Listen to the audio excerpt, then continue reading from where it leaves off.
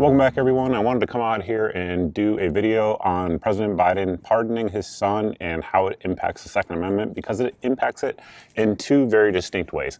However, before getting into that debate, if you will, or that point, I just want to read the part of the pardon that is relevant for the discussion we're going to have. I will link the entire pardon down below. It's important to note that essentially from a certain period in 2014 up until December 1st, Hunter Biden was pardoned for any crime he may have committed, which in this case, for the video we're talking about today, is going to include being a prohibited person and purchasing a firearm. It's also important to note that he was convicted of this crime by a jury, so that is relevant to the discussion. But getting into the actual pardon itself, President Biden said, or whoever typed it, today I signed a pardon for my son Hunter.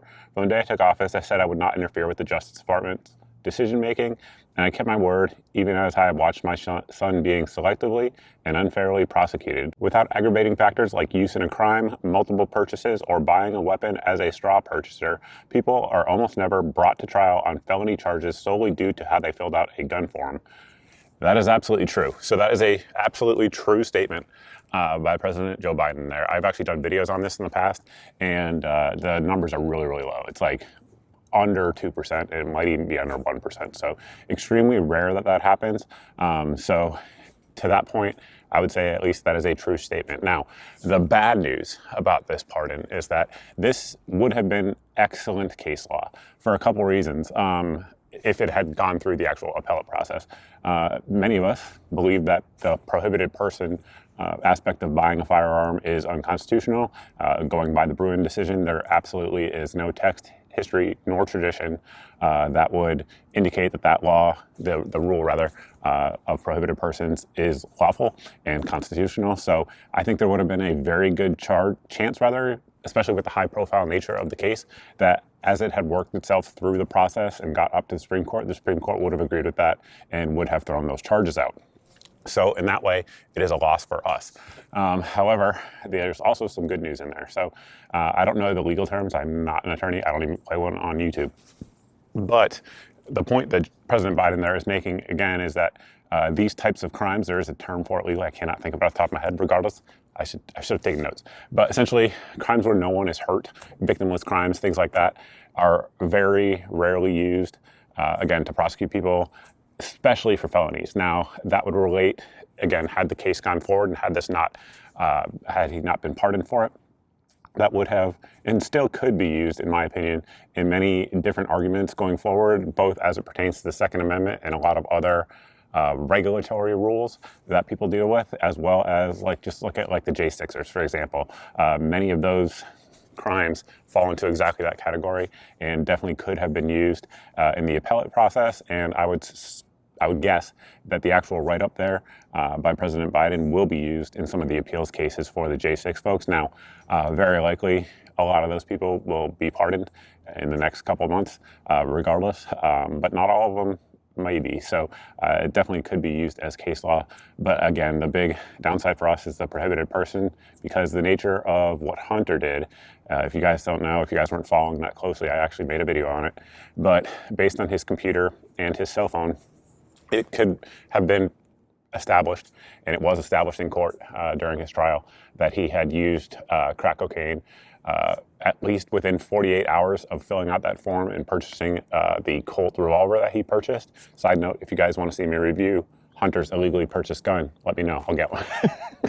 I think that'd be a fun video. But then additionally, it was also substantiated that he used crack cocaine the day after. So was he a prohibited person at the time he filled the form out?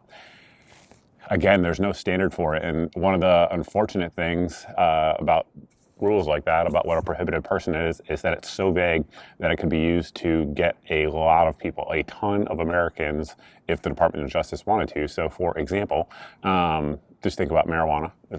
I mean, I think the last study I saw was that there's 40 million regular marijuana users in America. Under this standard, then all of them would be prohibited from owning a firearm or purchasing one anyway. Additionally, look at the controlled substances that people take. There's a ton of people on versions of methamphetamines because they have ADHD or some other form of mental illness. Additionally, think of people who have sleeping problems and take drugs for that, whether it be Ambien, Xanax, whatever. Any of those things are also controlled substances that this law is so vague, or rule, I should say, is so vague that it could be applied to all of those people, and it could be a catch-all to prevent a gigantic swath of the American population from being able to purchase firearms. So it's a very dangerous rule, and unfortunately Hunter's case was a good one just because he's Hunter Biden, right? That makes a difference. And the facts around the case as to when he was actually using are not exactly concrete, if you will, which adds to the challenge of the vagueness of the rule, if that makes sense. So I think that's pretty much it. We covered it there. Not much more to say. Before we close it out, though, we, as always, do need to thank the main channel sponsor. That is the folks over at Brownells. They will not illegally sell you a firearm. That is for sure. However, they do sell firearms, lots of gunsmithing supplies, ammunition, optics, accessories. All of those things are over there at Brownells. So a big thank you to them for sponsoring the channel. Additionally, if you guys aren't following me on all my various social media outlets, definitely recommend you do so, particularly Twitter or X and Truth Social.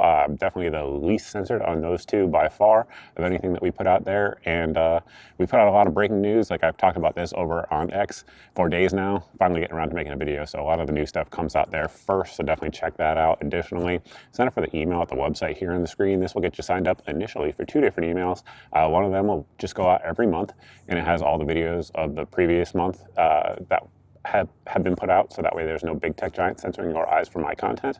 Additionally, it will get you put on the daily deals email, which, as the name indicates, is the best deals that we find around the internet on firearms, optics, ammo, accessories, all of those sorts of things.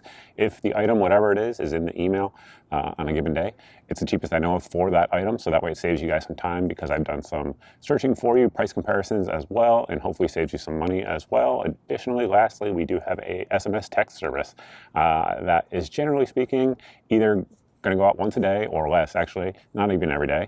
And it's going to either have the best deal that we find on that day or a new video that has gone up. So that way, again, there's no big tech giant censoring your eyes from my content. Additionally, on the SMS service, we are offering for people who are signed up viewer Q&As once a month. So once a month, I'll go live and people can jump on there. You'll get the text of the actual video link to jump on.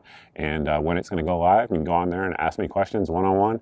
And that's also a benefit. So with that, let me know your thoughts below on The Parted, and I look forward to seeing everybody in the next video.